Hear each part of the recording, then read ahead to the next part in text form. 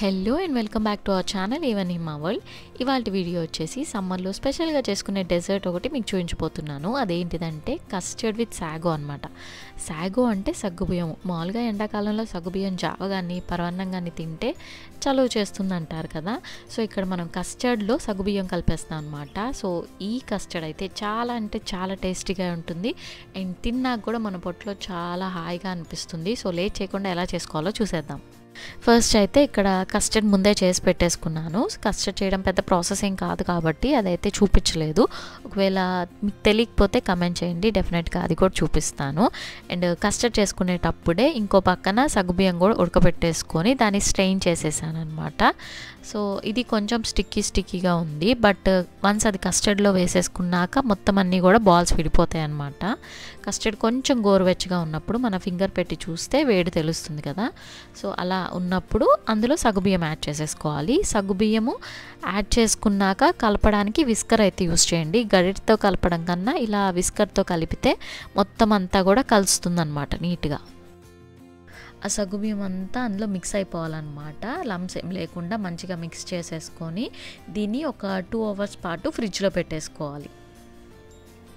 Next ఒక 2 hours తర్వాత ఆ బౌల్ని బయటికి తీసేసుకొని ఒక గరిటతో మిక్స్ చేసేసుకోవాలి. జెల్లీలాగా ఫామ్ అయి ఉంటుంది, దాన్ని ఒకసారి మిక్స్ చేసేసుకోవాలన్నమాట.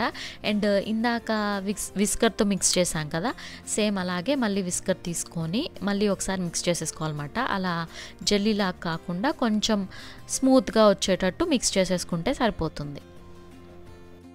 అలా బాగా కలిపేసుకున్నాక ఇప్పుడు ఇందులో మనకు కావాల్సినవి యాడ్ చేసుకోవచ్చు. ఇక్కడైతే నేను ఒక 2 స్పూన్స్ సబ్జా సీడ్స్ అయితే యాడ్ చేస్తున్నాను. ఈ సబ్జా ఆల్రెడీ ఒక 10 మినిట్స్ ముందే సోక్ చేసి పెట్టుకున్నాను. మీకు కనుక సబ్జా నచ్చకపోతే చియా సీడ్స్ అయినా యాడ్ చేసుకోవచ్చు. చియా సీడ్స్ అయితే ఒక 1 అవర్ ముందు నానేసుకోండి, సరిపోతుంది. సో మీ ఇష్టము, ఇక్కడ మీ చాయిస్ని బట్టి యాడ్ చేసుకోవచ్చు. సబ్జా కూడా యాడ్ చేసుకున్నాక మళ్ళీ ఒకసారి విస్కర్తో మిక్స్ చేసేస్తే మొత్తం అంతా మిక్స్ అయిపోతాయి అన్నమాట. నెక్స్ట్ వచ్చేసి సీజనల్ ఫ్రూట్స్ ఏవి దొరికితే అవి యాడ్ చేసుకోవచ్చు. అండ్ మీకు ఏవి నచ్చితే అవి యాడ్ చేసుకోండి. నేనైతే ఇక్కడ గ్రేప్స్, ప్రొమోగ్రెనేట్, యాపిల్ అండ్ బనానా అయితే యాడ్ చేస్తున్నాను.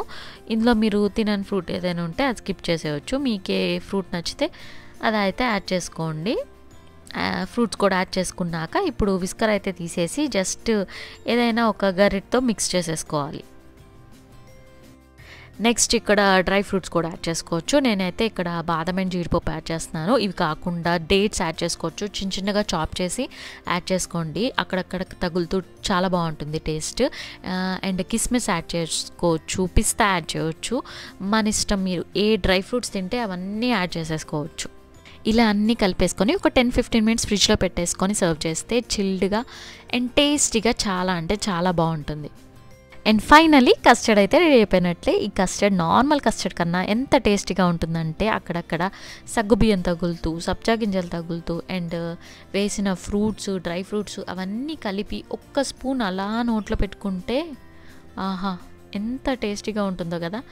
మీకు కూడా ట్రై చేయాలనిపిస్తుందా? మరి లేట్ ఎందుకు, తొందరగా ట్రై చేయండి. అండ్ ఎలా వచ్చిందో కమెంట్ చేసి చెప్పండి. ఈ వీడియో మీకు నచ్చితే లైక్ చేసి మీ ఫ్రెండ్స్ అండ్ ఫ్యామిలీకి షేర్ చేయండి. ఇలాంటి మరిన్ని ఇంట్రెస్టింగ్ వీడియోస్ కోసం మన ఛానల్ని సబ్స్క్రైబ్ చేసుకోండి. ఇంకో వీడియోలో కలుద్దాం. See you soon.